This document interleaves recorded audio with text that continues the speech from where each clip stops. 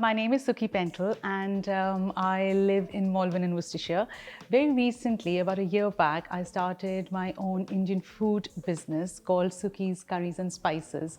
The idea behind that was to share my family recipes with people who love Indian food. And then I started doing cook-alongs, which were virtual. And now I've started to do collections for food, home-cooked food from my place, doing pop-up kitchens and catering.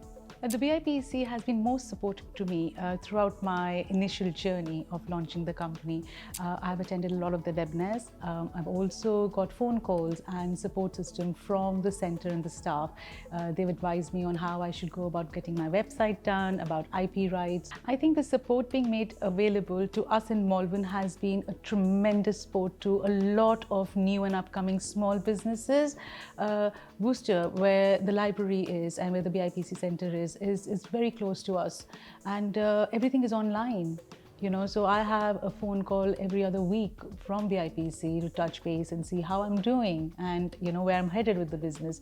So it's just a stone throw away for us, to be honest, and it has just been amazing. If your heart is in the right place where your business is and you have the passion, I don't think anything can stop you.